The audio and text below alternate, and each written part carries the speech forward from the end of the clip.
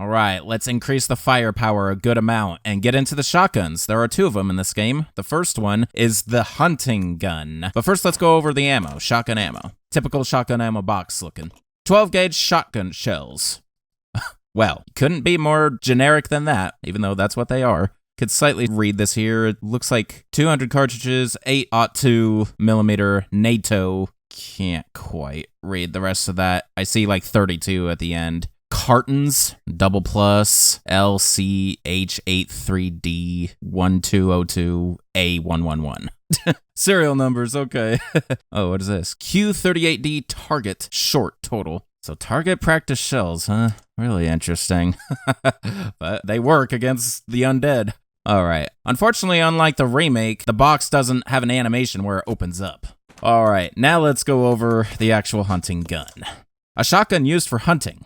No shit. There's a design carved on the forestock. This model can only be loaded with 2 shells at a time.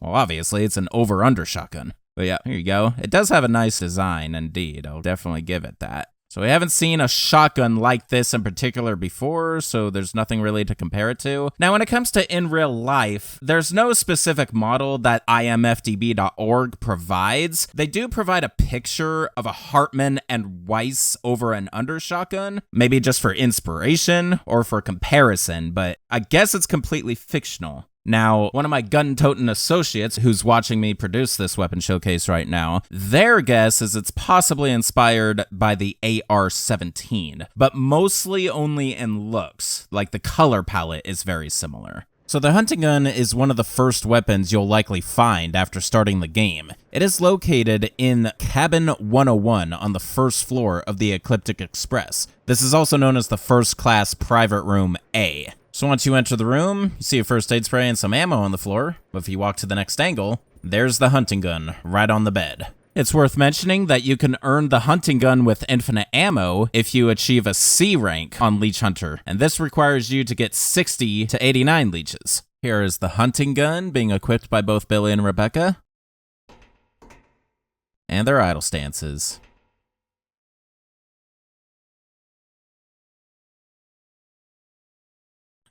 Really like it when Billy inspects it.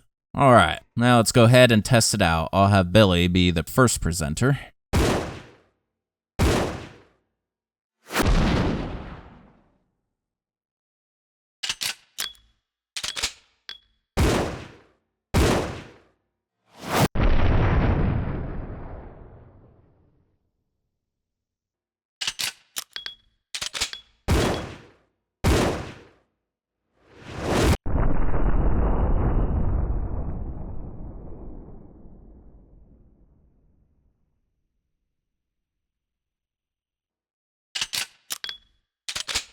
Reloading it every 2 shots is painstaking, that's for sure. But you notice, he fires it slower when he's aiming down. Let's see how Rebecca handles it.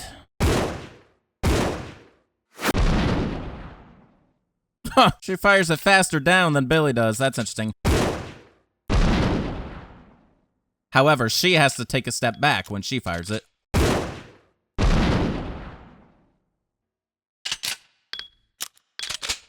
Alright, well, now that we're upping the firepower, it's time to up the enemy. So zombies are pretty much done for the rest of the showcase until, of course, they get blasted by a rocket launcher. Unlike my previous rendition of this weapon review, where I tested it on hunters, I decided to test the shotguns on one of this game's exclusive enemies, the Eliminator.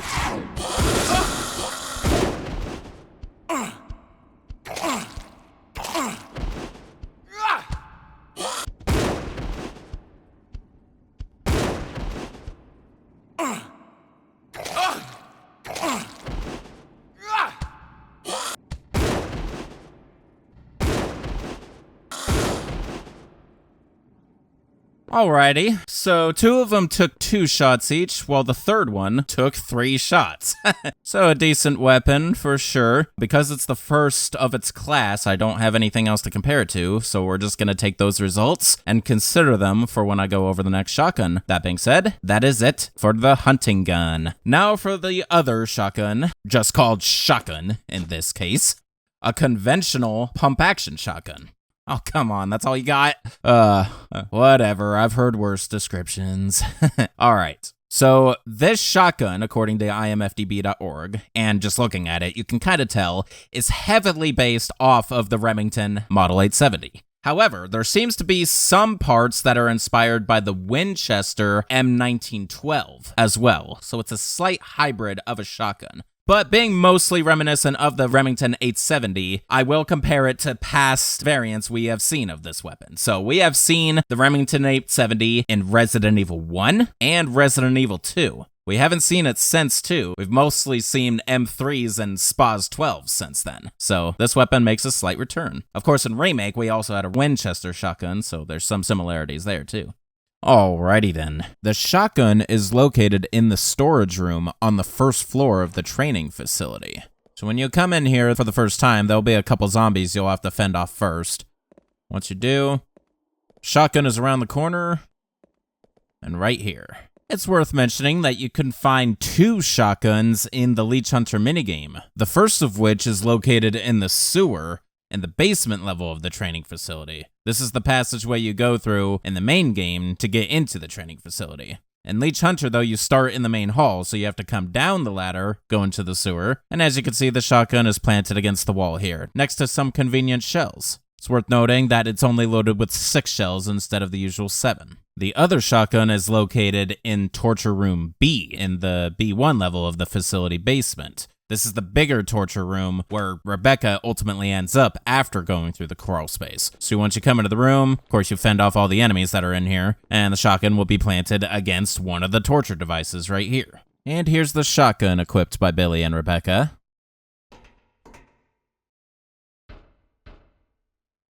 And their idle stances with the extra animation. These weapons just look so good in this resolution. Let's go ahead and test it out. I'll have Rebecca be the first presenter.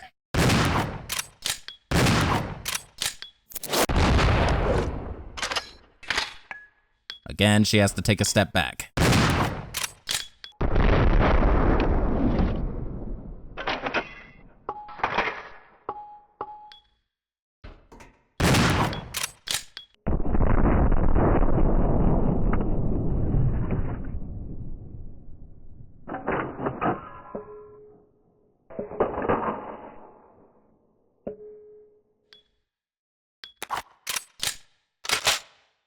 You fired the hunting gun in a correct position, but you decide to hip fire this one? What's wrong with you?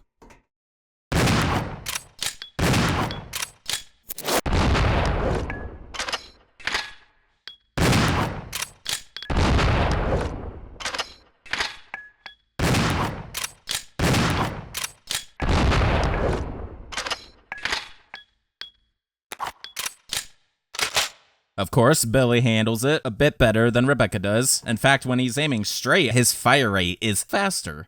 Alright, well, now let's take this shotgun to that pack of eliminators.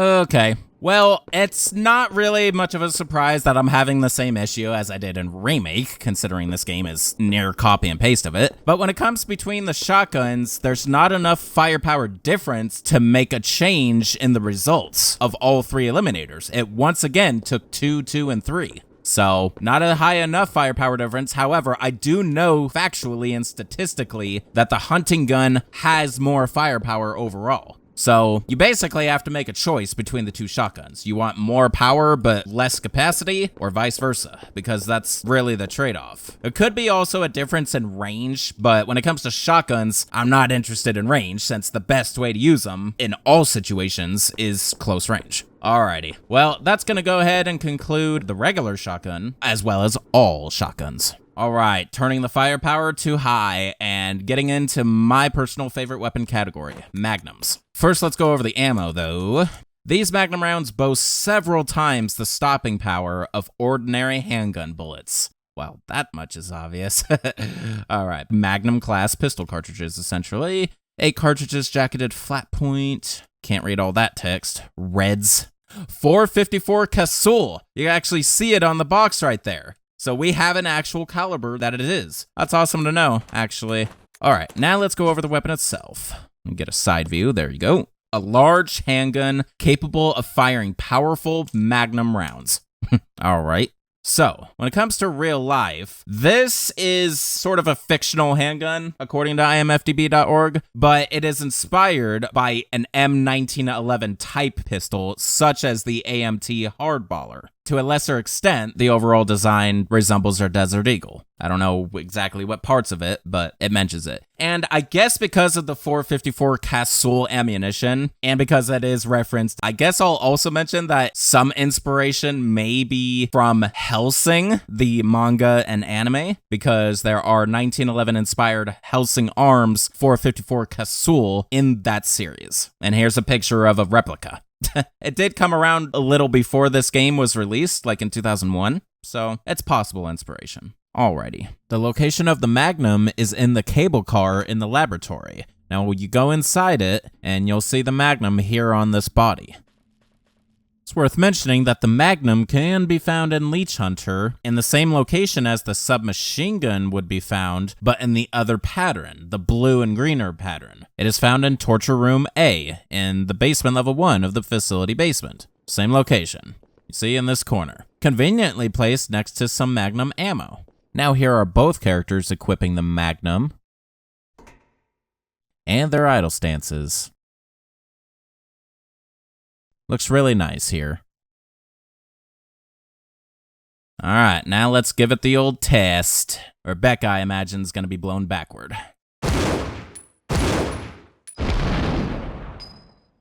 It sure is.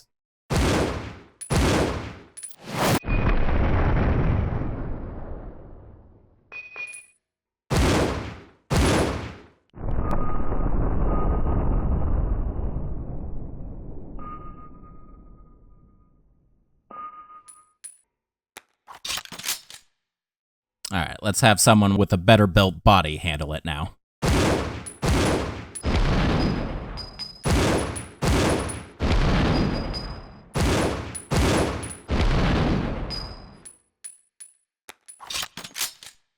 Makes a world of difference when Billy is handling it. Not only does he have more stability, but he fires it at least 50% faster than Rebecca does, I feel like. Alrighty, the Magnums, I am going to do a repeat of my last showcase, and we're going to test these on the Proto Tyrant.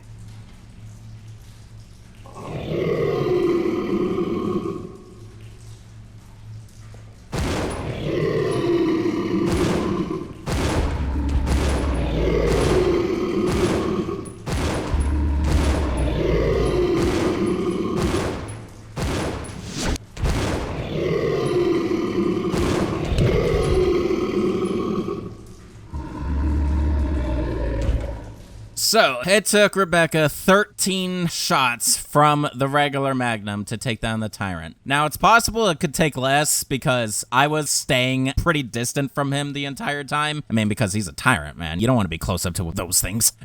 So, take that into consideration. But yeah, that's the regular Magnum being tested by the Tyrant. So, of course, we're not done with the Magnum yet because my updated Magnum tradition is to take all Magnums and do an explosive critical headshot on a standard zombie. So, let's have Rebecca score an explosive critical headshot.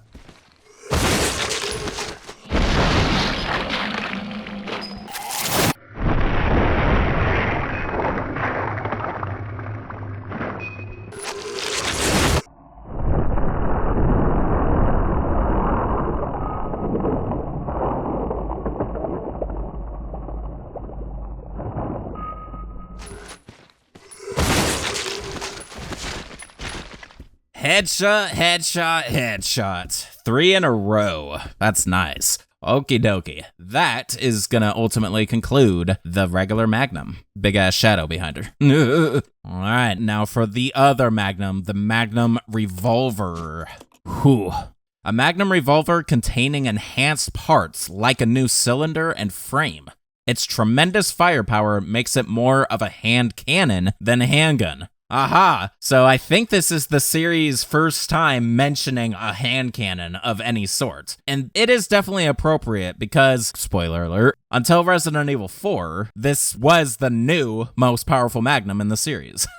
But yeah, it's looking really nice, especially in this 4K resolution. Cool. So, this Magnum is directly based off of real-life weapon. It is the Taurus Raging Bull, just with wooden grips instead of its usual rubber. Alrighty then. So the Magnum Revolver is an unlockable. To get it, you first have to achieve a B rank in Leech Hunter by gathering 90 to 99 leeches. Once you do that, then you still have to make sure you pick it up. It is found in the same room as you find the Infinite Molotov Cocktail, room 202 on the first floor of the Ecliptic Express, also known as Second Class Private Room B. So when you first walk in the room, come over here, and you'll see it next to this dead body right here. As you can see, there's also one of the submachine gun magazines I mentioned earlier, as well as that Infinite Molotov Cocktail. Here are both Billy and Rebecca equipping the Magnum Revolver.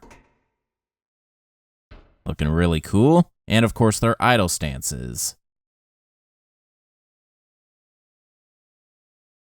Alright, let's give it the old test. Definitely using Billy to present it first here. Rebecca loves the way he looks. You can tell.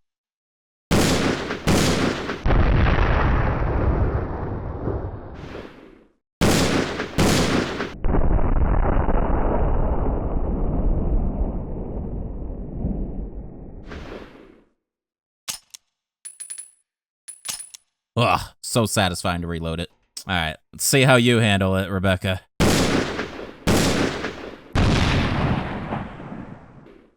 Not as fast.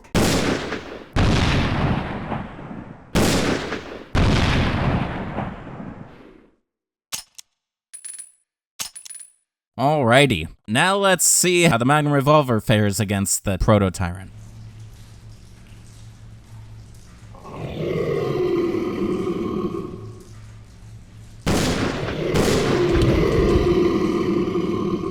Wow, another world of difference there. Holy shit. So, while the regular Magnum took 13 shots, this only took 2. That's like over an 80% difference. Wow, that's unbelievable. No other words could describe it, I feel like.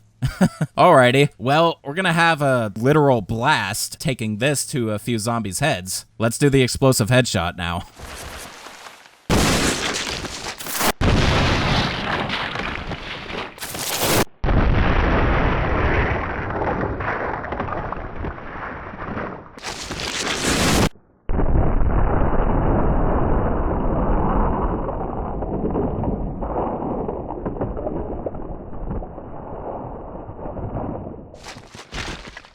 Double headshot. So yeah, it's worth mentioning that the Magnum Revolver has piercing ability, while the regular one does not. It's only able to do it up to 2 enemies at a time though. I tested it off camera and I wasn't able to get the 3rd zombie.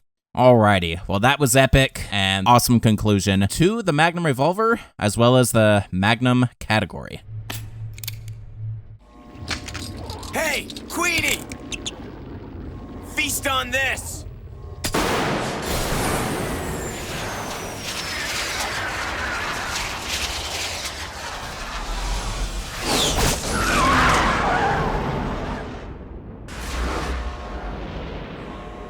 Moving into the final category, the explosive weapons. We're already almost done. The first of which will be the grenade launcher. Traditionally, this kind of weapon always has more than one type of ammo. So let's go over all of them first. First, you got regular grenades.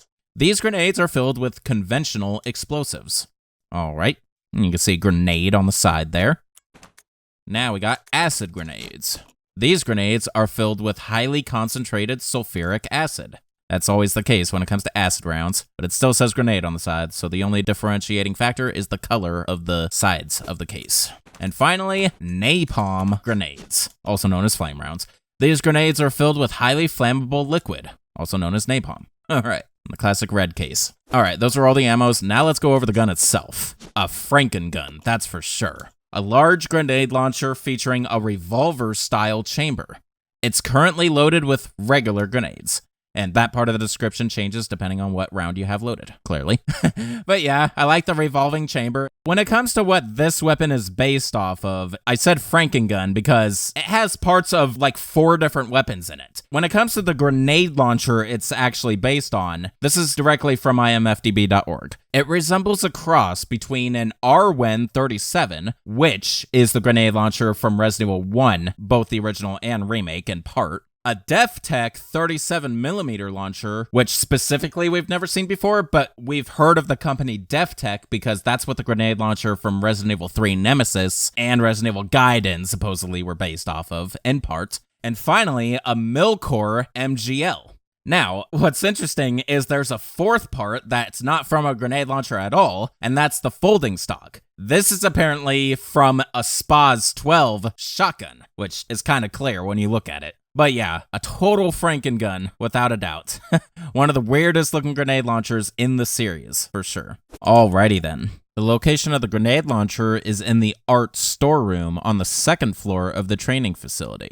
Now, when you first come in here, there'll be a couple plague crawlers that you'll have to defeat. But once you do, the grenade launcher is right over here on this sofa or couch. So it's worth mentioning that you could find 2 grenade launchers in Leech Hunter. However, the rounds they contain is dependent on the pattern you start with. The first of these 2 grenade launchers can be found in Dormitory A, or Bunk Room A, in the B2 level of the facility basement. So when you come in the room, you will see it right here on the bed. Now, in the pattern with green and blue herbs in the hall, it'll have 30 napalm grenades. And in the 2 green herb pattern, it'll have 30 acid grenades. The other one is found in the gas laboratory on the 2nd floor of the training facility. So when you walk in, it's actually in the gas room.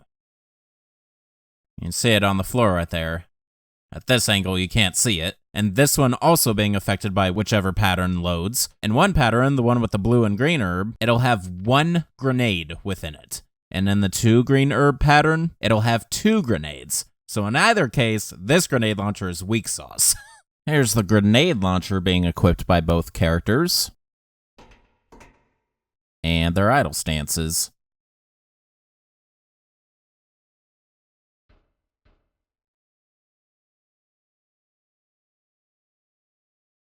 Alright, I'll have Rebecca be the presenter of this one. Being a grenade launcher, though, I do need to fire it against the wall, so I'm actually going to use this angle. Here we go.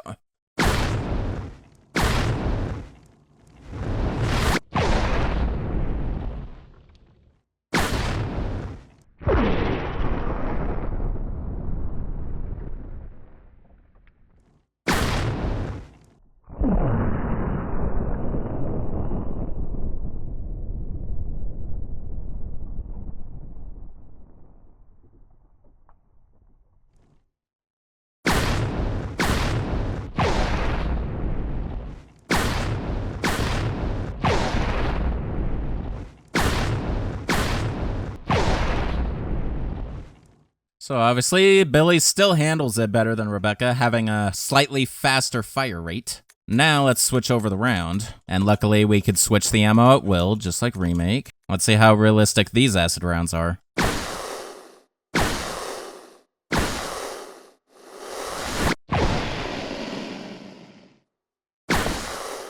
Pretty good, like that splash.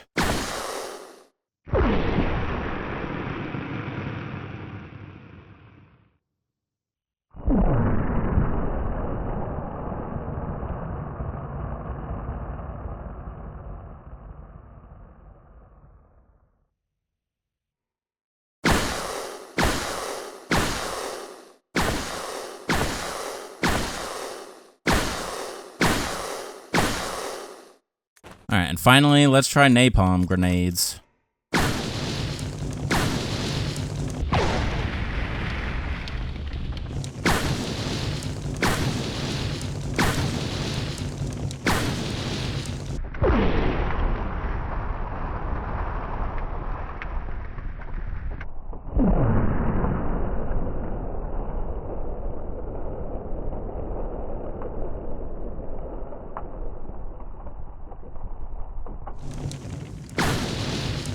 Honestly, out of any flame or fire type round I've seen so far, I'd say this one has got the best looking fire, while Remake had the best looking acid.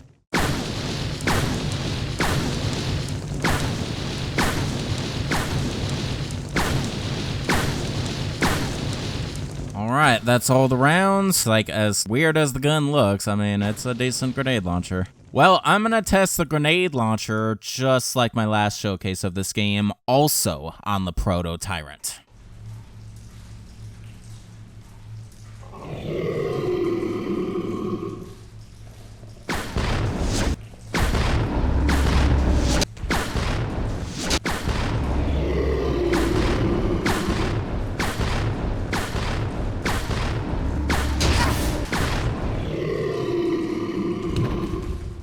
So it took 12 shots from the grenade launcher to take down the Proto Tyrant with regular grenade rounds. Now let's switch it over to acid rounds.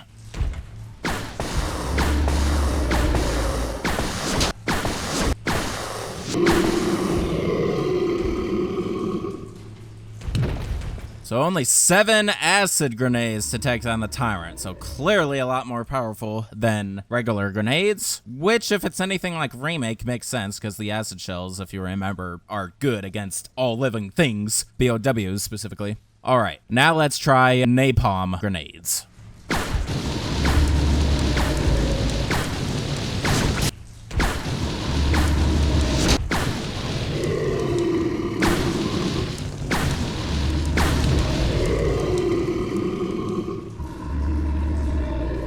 Alright, so it took 11 napalm grenades to defeat the Tyrant, so slightly more powerful than the regular grenades by the looks of it, although that's possibly due to the residual damage that the flames had on the Tyrant. That's what I'm speculating anyway, but otherwise, still not nearly as powerful as the acid grenades. So I'm gonna go on a whim and assume that the grenades act in this game just like they do in Remake, where standard grenades are good as an all-around round for most standard enemies, maybe not the best for large BOWs, as you saw in that test right there, but the acid grenades will compensate for that. Good against large BOWs, wasteful against small enemies. And then flame rounds are particularly good against web spinners, which are the giant spiders, and, in this game specifically, really good against Mimicry Marcus, because it will have the same effect and result as Molotov cocktails, though burn out and won't do their exploding dying animation. Alrighty, well that is going to conclude the grenade launcher. Now for the final weapon of Resident Evil 0, the rocket launcher. Let's check it out. A devastatingly powerful piece of weaponry that fires rockets.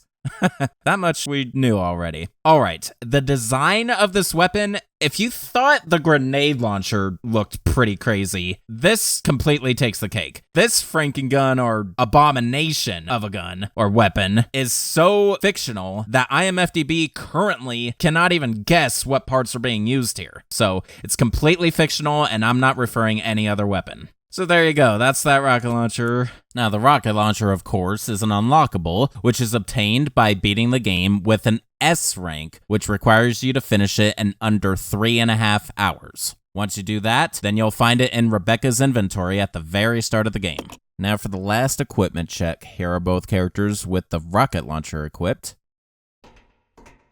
and their idle stances.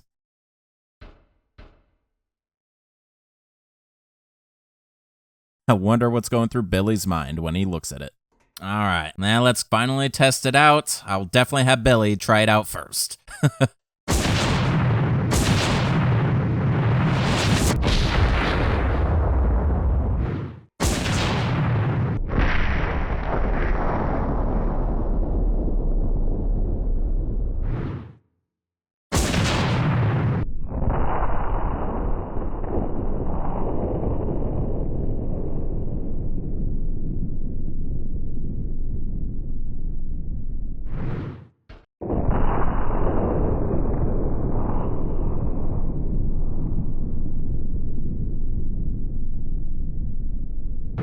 It's really not all that impressive. Alright, Rebecca, test your metal.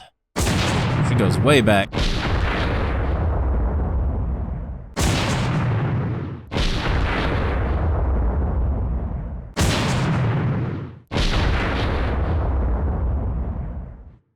Alright, it's hard to look at as a weapon, but it also seemingly has a weak explosion compared to a lot of them we've seen in the past. Oh well. So, of course, I'm gonna do my rocket launcher tradition with this one. We are gonna test it against every enemy in the game. So enjoy the explosive and bloody slideshow.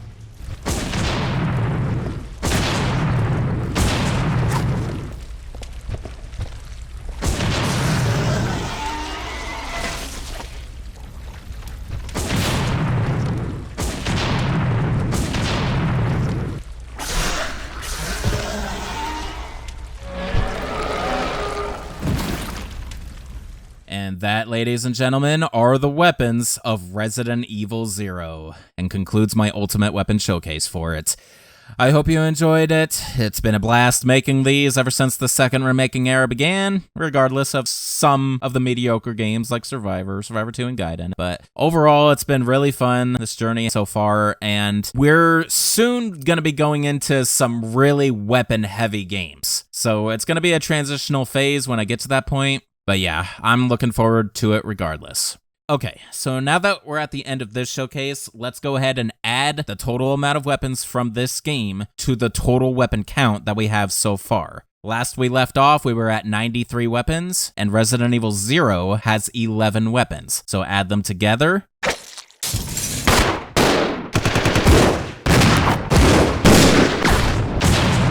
We have a grand total so far of 104 weapons. We have crossed the 100 threshold, and as you can see, I pointed out, the regular shotgun was the 100th weapon in this series so far.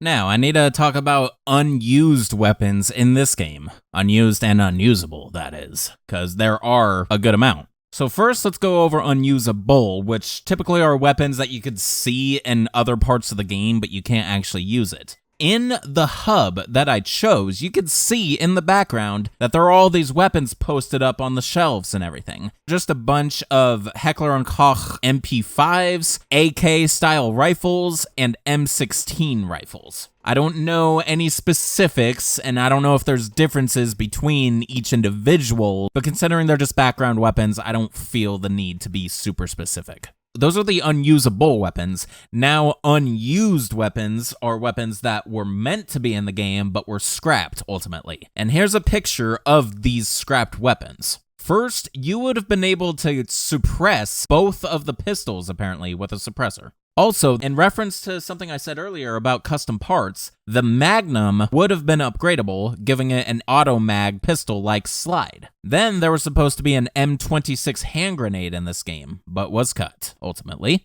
And there was supposed to be a different rocket launcher based on the MK153 SMAW, S-M-A-W. There would have also been upgrades for the shotgun, which would have added a pistol grip and seemingly converting it to a semi-automatic due to a lack of a pump on the shotgun parts icon. And while no icon for the upgraded shotgun remains, this unfinished upgraded shotgun can be accessed in the Trial Edition via hacking with an unfinished 3D model. And speaking of which, the Trial Edition is where these unused inventory icons are from. Alrighty, people, that's gonna wrap it up. So, this is Shankster94, aka The Gamer Shankster. Slap a like on the video, subscribe to the channel, leave a comment if you wish, and make sure you share it with all your friends and buds. Don't forget to follow me on social media, starting with Twitter. This is where I follow a lot of Resident Evil mutuals, and I'll like all your posts as long as they're Resident Evil related, and I'll try to post every so often. My Facebook page, I don't use it very often, it's just a link to my YouTube channel, but if you're on that platform, feel free. And of course, support me on Patreon if you wish. Shout out to Ophirgo the Fearless for being my current active patron. And finally, don't forget to join my Discord server if you haven't already, because this is an awesome place for you guys to communicate with me directly and to potentially experience firsthand the production of these weapon showcases, and maybe provide input if you have any. That's the only way to do it. Join that Discord server. Alright guys, peace out. The next game in the franchise will be Resident Evil Dead Aim, another spin-off, and technically the last entry in the Gun Survivor series. Out of all of the Survivor games, that one, in my opinion, is the best one, so it won't be too bad. It won't be what I consider mediocre, unlike some past titles. But look forward to that. Alright, have a great one. See you in the Ultimate Weapon Showcase of Resident Evil Dead Aim.